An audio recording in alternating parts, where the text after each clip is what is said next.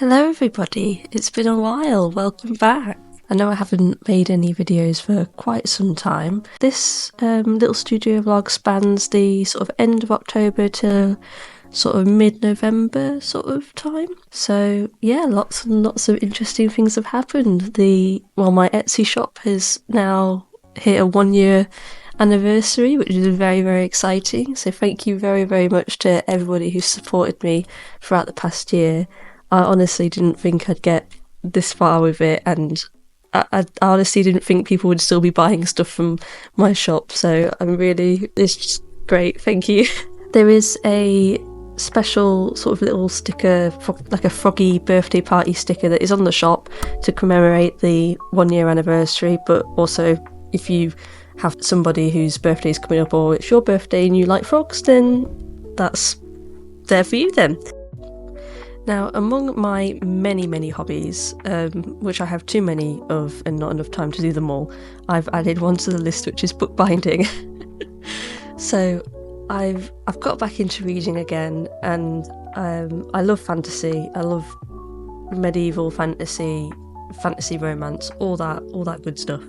And I stumbled across Sarah J. Maas's books, the ACOTAR series, and I came across it a couple of years ago, and I thought, it's not something I don't know, I didn't want to read it because I think it was too hyped up, and I don't know, I have like this sort of thing where if it's got too much of an audience around it and people hype it up too much, then it might not actually be as good as it is. And I thought that about Baldur's Gate.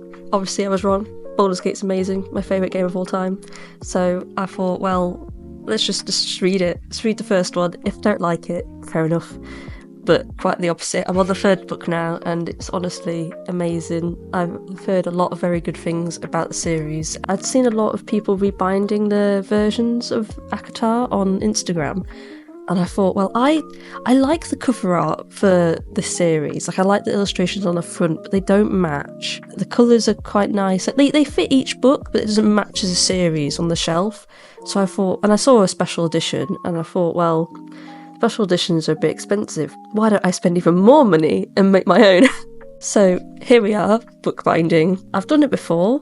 I did it at university, but I made the cover of my portfolio, so I haven't actually bound a physical book to its cover before, so this is quite an interesting experiment, and I really enjoyed it, to be fair. The clips in this video is not step-by-step tutorial. I've ordered it in a way that if you are interested in bookbinding, then you kind of can get a gist of what you need and how the process goes. All the materials that I used for this, I got them all on Amazon. I've watched maybe 2 tutorial videos of how to bookbind, so I'm kind of going in not blind on this, but sort of trying to just work it out myself. And with the first book, I did mess it up. I put the back end paper upside down, which is really annoying. I didn't notice that until after I finished it, but I have done the second one, and the second one is my favourite. I love that book. But yeah, apart from that, nothing really went wrong in this process. It cost me about £80, I think it was, to get pretty much all of the materials. I had things like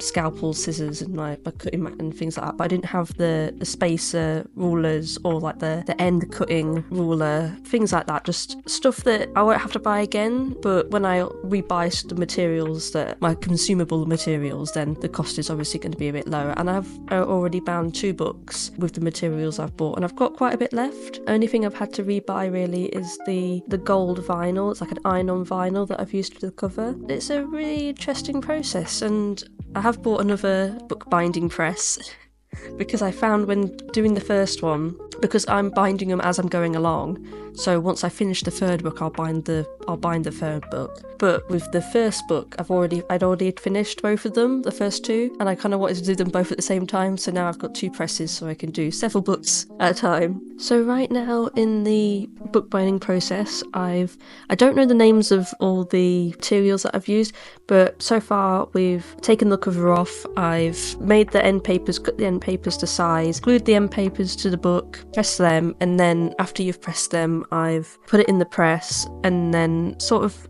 secured the spine. So I've added, like, I think it's mole, and then the little decorative fabric end pieces, and then also a piece of the end paper card just to sort of give it a bit more structure.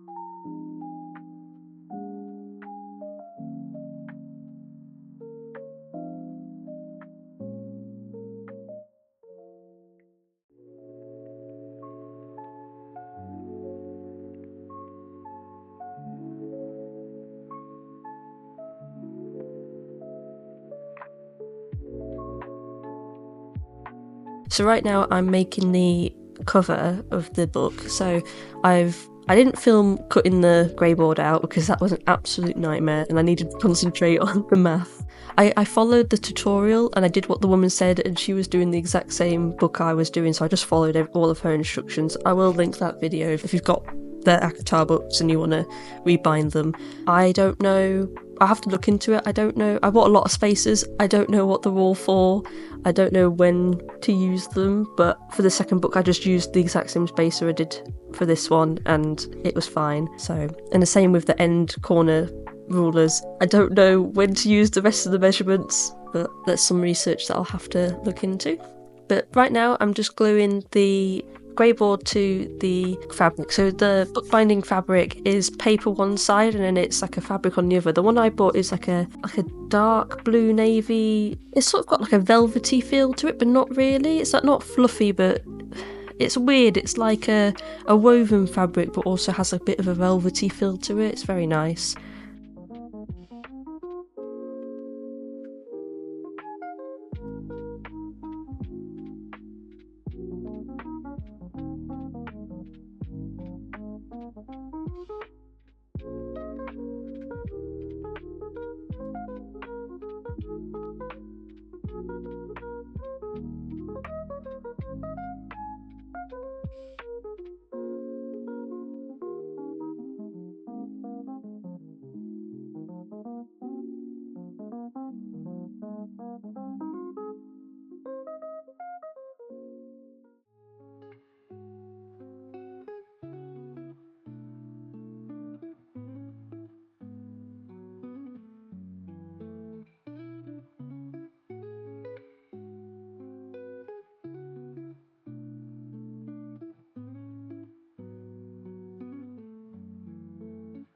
I've cut out the cover design. So I designed the covers for the gold vinyl, and I've done this for all of the books, so I'm going to keep the same sort of design on the back and then this sort of window design for the front of the books, but I'm going to change for each book I'm going to change the picture that's in the windows.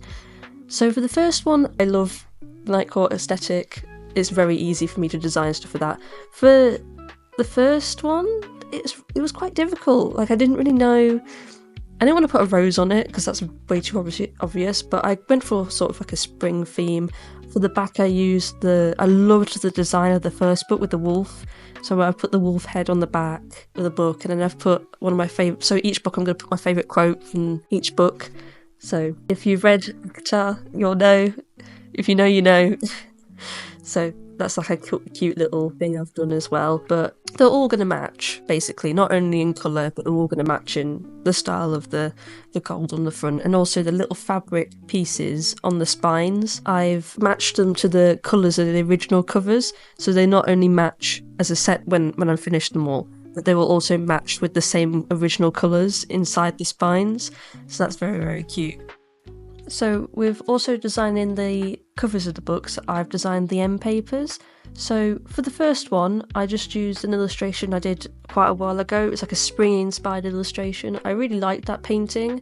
It was like the background for my iPad for ages. I love it. It's like one of my favourite paintings I've done. I don't really draw backgrounds.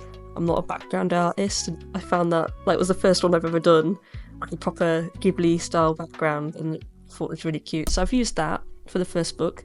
And for the second book, I really wanted to draw, I could tell spoilers, sorry, but I really wanted to draw the city in the second book. I'll try not to spoil. I don't like to spoil, but it's hard to talk about it when I'm making stuff for it, if you know what I mean. But yeah, I have some, I'll link the artist below in the description, but I bought some custom brushes, and these were the same brushes I used for the first end paper illustration, and I have some cloud brushes and some foliage grass bushes, and I made this sort of night court-y themed end paper, and I really, really liked this illustration. I hated it when I made it.